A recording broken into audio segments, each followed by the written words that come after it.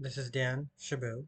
Um, this is my final video project for my special topics class with Professor Clancy. Hello, Professor Clancy. In this video, I'm going to be doing something of a book report of the book that I read for this semester for this class, Either or by Soren Kierkegaard, and then I will be doing my own personal reflection on this book. So, going into this book, you're introduced to Kierkegaard's ponderings on the topic of aesthetics, and he talks a lot about the sense um, and the sensual specifically, and he mentions Christian ethics or like the religion and how it it it interacts with the sensual because he talks a lot about music in the beginning and how music is a very sensual thing and the churches have organs that play music, so it's a very sensual interaction, and he goes into a lot about aesthetics. And from my background in a lot of other Eastern and Indian philosophies, I understood his ponderings on sensuality to be something like sense pleasures, um, which is talked about a lot in Eastern philosophy, especially because it's more connected to um, spirituality. So I saw that as sense pleasure, but I know that was not a fully accurate reading of that, uh, because he does seem to sometimes just use it as a way to describe sensory experience. Not necessarily that it must give pleasure, but just pure sensory experience. And he goes on to talk about some references to plays, Don Giovanni's Don Juan, and then he mentions Faust. I didn't really understand this part too much because I didn't understand the references too much. I knew a bit about Faust, but I was not familiar at all with Don Giovanni. So it was interesting to actually watch a little opera to be able to understand what was going on. I still didn't get anything. Um, but this the idea of Don um, Don Juan, I believe, or the main character being this tortured soul who eventually gets revenge taken upon him is the minimal that I understood. But the author was focusing on Don Juan's playboy characteristic, how he was a seducer who would seduce these women and maybe sleep with them and then leave them and just go for the next woman again and again, and how he wasn't truly able to enjoy pleasure because he kept going for the next person and he kept thinking about the next person. So we're still dwelling on the aesthetic here, obviously, about sensuality and sense pleasure.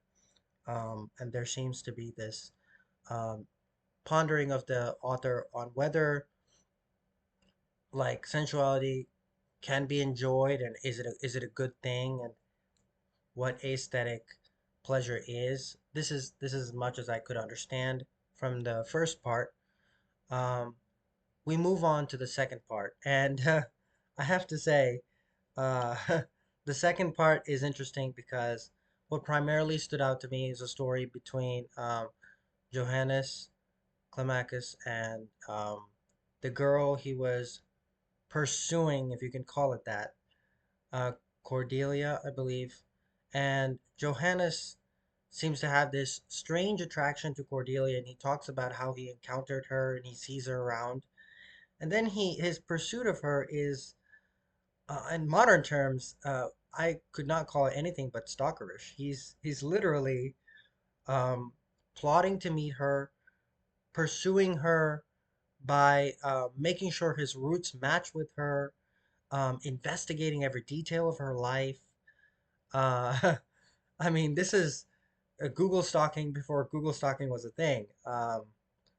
Except, of course, there's no technology as such. He was just completely investigating her and trying to insert himself into her life and seducing her and using his friend or mentee or or someone he took under his wing, Edward, to first set them up in a relationship, as far as I understood, and then going on to break that engagement and then set himself up in a relationship with Cordelia. And then after a while, I guess he gets tired of her and he kind of ends that relationship, and then all you see are letters Cordelia sends to him addressing him and saying, "Please come back to me, please come back to me." And you stole my love, you stole my heart, which rings similar to the first part of the book, in which uh, the girl, I forgot her name, um, who's discussed in line with Faust, or whether it's the ladies who Don Juan pursued and then broke the hearts of when he left. It seems very similar kind of dynamic, in that like there seems to be a breaking of the heart, and just a seductive nature of the man who just seduces and then leaves the woman after. So it's very interesting to see um, that connection. But I found out that apparently Kierkegaard, who now we know wrote this book, it was anonymously written at the time, uh, broke up with Regina Olsen, his fiance, broke the engagement with her before he wrote this book. So, understanding and doing my research on their history, I came to understand that this relationship between Cordelia and Johannes seems to have some lines between Kierkegaard's and Regine's relationship. Obviously, the key difference being, um, you could tell from the very beginning, Johannes didn't really love uh, his object of attraction. He just enjoyed the pursuit. He was like a predator pursuing his prey, and that's all he cared about. The difference with Kierkegaard and Regine seems to be that Kierkegaard actually seemed to love Regine, and he broke up with her for spiritual reasons, and he felt that he was not meant to marry. But he noticed and he understood very well, she made it very clear, how he broke her heart as a result, and maybe he was kind of venting that through these characters, um, by making it seem like um, he was maybe in a sense Johannes, and he broke Cordelia, or in his case, Regine's heart after pursuing her himself, and then later breaking the engagement. So there seems to be a lot of parallels in the relationship. Well, of course, the key difference being Kierkegaard actually truly loved her, and for him, breaking up, breaking the engagement with Regine was a way of protecting her from his life, and a sacrifice he made to be closer with God, because he realized he couldn't have both God and Regine. I think that would be dual interests that combat um, their occupation in his occupation. So I think that it was interesting when I learned that history. So one thing I really liked about this book is, as you can realize, how much external research I had to do just to understand the content in this book. Um, Whether it's the references in part one, or Kierkegaard's personal relationships that impacted um, the characters in part two. And afterwards, you have a kind of dialogue between the writers of part one and part two, I believe, where they're kind of talking about which is superior, the ethical or the aesthetics. And um, I don't think there's really a good conclusion to this, um, because their argument is, um, the first person's argument is the ethical is it can set constraints, and when you think about this logically, everyone makes seems to understand that, like, when you live the ethical life, it seems like there will be constraints placed on your aesthetic life. Like, if you're an ethical person, you can't be like Johannes, who purely enjoyed the aesthetics of the seduction of Cordelia, but he didn't love Cordelia herself per se. He just enjoyed seducing her. So that is a kind of aesthetic pleasure, maybe. And the ethical life most likely would not permit toying with a girl's heart like that. Um, so the counterpoint seemed to be that you can't truly enjoy an aesthetic life as as a person who lives an ethical life.